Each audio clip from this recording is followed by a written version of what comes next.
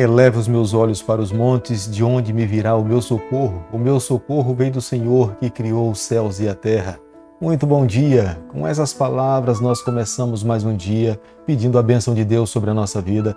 Reconhecemos que não somos merecedores, mas a graça, a misericórdia do Senhor se renova sobre nós a cada manhã e o nosso coração se volta para Deus com uma atitude de gratidão, com louvores a Ele também. Quero deixar com você nesse momento uma parte da palavra do Senhor do livro de Salmo, capítulo 118, o verso 14, onde a Bíblia diz o seguinte: O Senhor é minha força e o meu cântico, porque Ele me salvou. Salmo 118, o verso 14. O Senhor é a nossa força, o Senhor é a razão do nosso cântico, porque nós temos muito como débito para o nosso Deus. Jesus Cristo veio aqui a essa terra, morreu na cruz do Calvário, para nos dar o direito à vida eterna. Nós não somos merecedores, mas seremos eternamente agradecidos a Deus por tudo que Ele fez por nós. Nesse canal, a cada manhã, nós estudamos um capítulo da Palavra do Senhor. E nesse momento eu convido você a ter nas mãos a Palavra de Deus no livro de 1 Crônicas, capítulo 19, o verso 1. Depois disto morreu Naás, rei dos filhos de Amon, e seu filho reinou em seu lugar. Quando uma pessoa tem Cristo na vida, Deus na sua vida, ela terá dificuldade de interpretar os fatos dessa vida de uma forma natural. Ela sempre irá entender que Deus está no controle da história. Quem não é transformado pela graça de Deus, automaticamente terá medo de qualquer ato que possa acontecer ao seu lado, imaginando que tudo possa vir na sua direção, não seja de Deus, mas seja do mal. Todo cristão é chamado para amar a todas as pessoas. Mesmo que o seu amor não seja correspondido, nós fomos chamados para amar.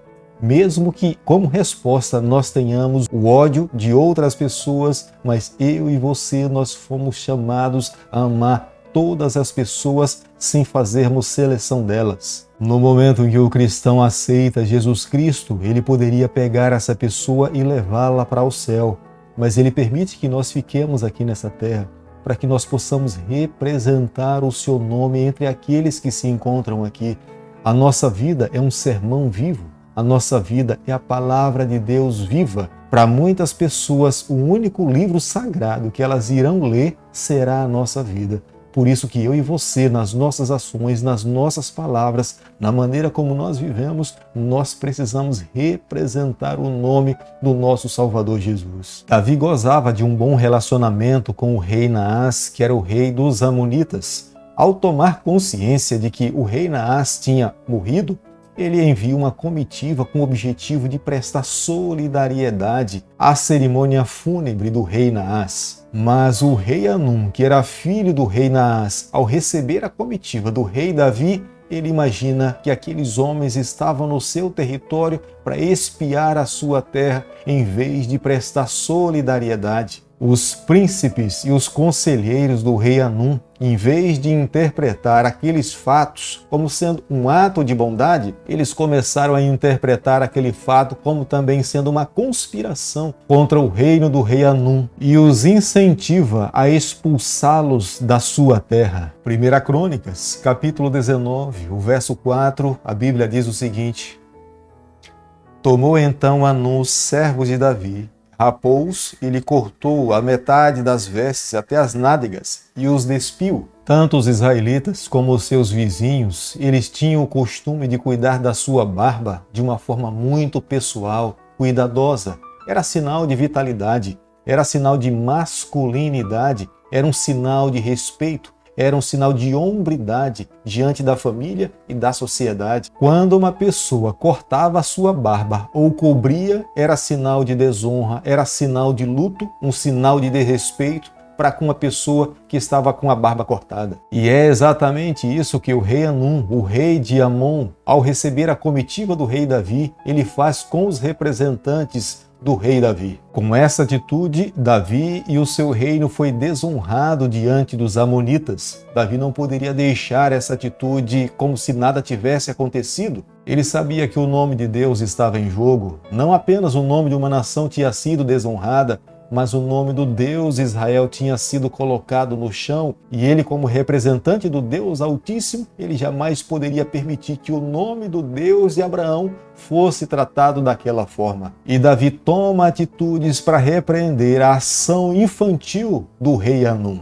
Naquele período, quando um reino era afrontado, e ele sentia que os seus soldados poderiam não prevalecer diante de um outro exército, ele contratava soldados mercenários para que pudesse lutar em seu nome. E é isso que o rei Hanum faz. Ele contrata com 1000 talentos de pratas soldados e cavaleiros para que pudesse lhe defender diante do rei de Israel. 1 Crônicas, capítulo 19, o verso 8, a Bíblia diz o seguinte: O que, ouvindo Davi, enviou contra eles a Joabe com todo o exército dos valentes. A batalha que Davi estava enfrentando contra os amonitas e contra os sírios não era uma batalha fácil. Mas o diferencial na luta de Davi contra esses exércitos, contra esses reis, era que ele tinha ao seu lado o Deus de Israel. E Deus estava lutando as suas batalhas, e Deus lhe concedeu a vitória. Davi determina que Joabe, como sendo o comandante do seu exército, ele deveria se preparar para enfrentar os adversários. E Joabe prepara a estratégia de batalha. Luta contra os assírios, os cavaleiros vindos da Mesopotâmia, enquanto Abiatai, seu irmão, ele luta contra os amonitas. 1 Crônicas, capítulo 19, o verso 13, nós lemos da seguinte forma: Sê forte, pois pelejemos varonilmente pelo nosso povo e pela cidade de nosso Deus, e faça o Senhor o que bem lhe parecer. O grande diferencial nessa batalha era convidar Deus para que pudesse estar ao seu lado. Não era o nome da nação de Israel que estava em jogo, mas era o nome de Deus. Quando dois exércitos se enfrentavam, eles acreditavam que os seus deuses estavam lutando por eles. O exército vencido reconhecia que o seu Deus era fraco, incapaz e impotente. O exército vencedor era reconhecido como seu Deus poderoso, comandante da batalha. E é nessa batalha que Joabe se volta para Abisai e fala: lutemos em nome do Senhor, do nosso povo, porque Deus irá lutar as nossas batalhas. E faça o Senhor o que bem lhe parecer. O desejo do Senhor é que o seu povo tomasse posse de toda a terra. Era a terra que Deus estava dando para os seus filhos como herança. Eles deveriam se estabelecer ali, porque todos os povos em contato com o seu povo, eles teriam oportunidade de conhecer o plano da salvação.